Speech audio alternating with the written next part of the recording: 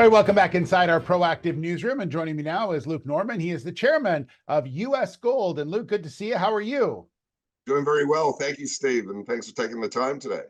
Yeah, excited a little bit more about sort of where the company's at and you know, obviously where you want to go as well. And all based on your project and the jurisdiction that you're in. There's a lot of things to talk about. So let's talk about project first and tell everyone a bit more about your project and more importantly, the jurisdiction you're in, a very friendly one for mining.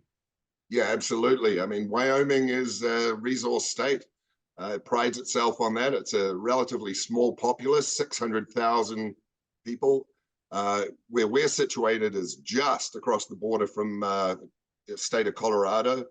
So having access to resources in a mining-friendly state, because Colorado more and more is lending itself away from exploitation of natural minerals. So yeah, we're in a very good location right on the front of the Colorado Front Range and dealing with state authorities, not federal. Yeah. So the CK Gold project, really, I would say, take a big step forward when just about what you're looking for, especially with a recent list that came out from the U.S. government about how important what you're looking for is. And why don't you tell everyone what you're looking for, why that's so important? Yeah, of course. Well, I mean, the original name of this project, we renamed it the CK Gold project. Its historic name was actually the Copper King. So that's the CK acronym. We went in, the reason why we changed it to a gold project, of course, by name, is the economic breakdown on the project is 70% of the value is in the gold, 30% of the value is in the copper. However, copper is in August of last year became part of the critical minerals list in the US, which is a huge designation change for it. So it's moving on from being just a everyday material. It's generationally changing now to being a critical mineral, primarily in the green energy technology sector. So the US has finally recognized that its own domestic production is again critical, thus the designation. US currently imports about almost 70% of its copper from Chile. So having Copper King sitting in Wyoming, bucket ready, very big endowment of gold, and then adding in the copper, it's really beneficial to us. Yeah, and that may not be reflective right yet with the way the markets have been over the last year, but the demand is going to be there, and it's going to be there for a long time. It certainly is. Look, when we look at the value proposition around CK, we did our economic assessment on it in December of 2021. The metal prices at the time, because we combine our two metals into what's called a gold equivalence.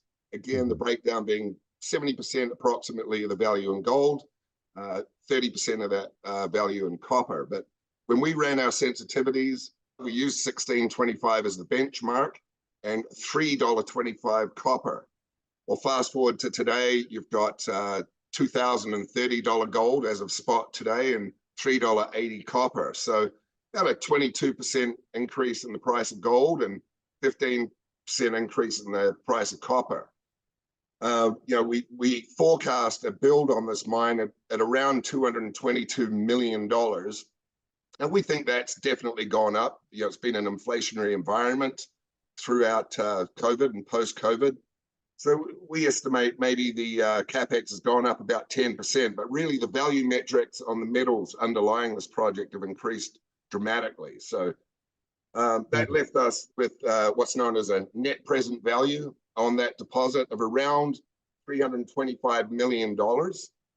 But we see a heck of a lot of upside to that, just in terms of mineral upside.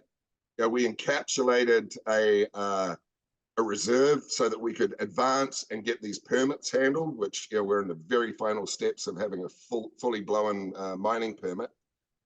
But what we've uncovered through the engineering and work that we've done around this deposit is absolutely there's a lot more of a mineral endowment than what's shown in our economic base case.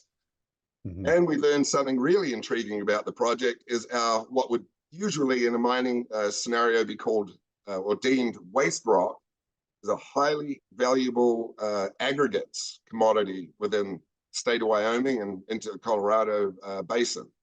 We've done extensive metallurgical work, geophysical work in around that waste rock component. And it has a huge effect on our upside on the MPV side of things. So the economics of this deposit just continue to get better.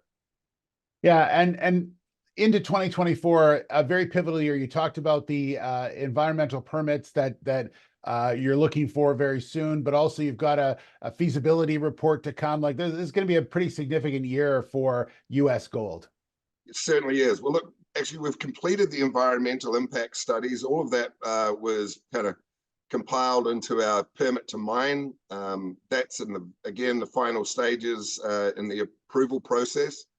There was a really interesting, during the time that we spent 3 years putting together our engineering, et cetera, very intriguing report that was done by the University of Wyoming on the positivities of the economic impacts of the CK Goldmine to the local community.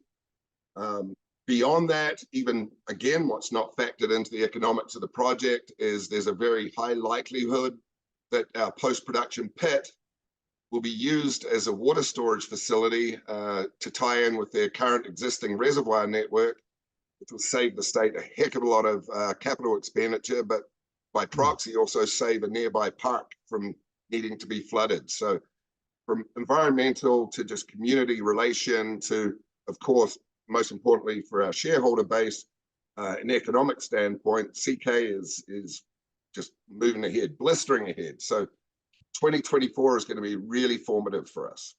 Absolutely. Luke, thanks so much. Great update. Good to talk to you as well and get a bit more insight into what's going to be happening this year. We look forward to continuing to follow everything as it continues to develop. So appreciate the time. Thank you very much. Wonderful. Thank you, Steve. All right, Luke Norman, the chairman of US Gold.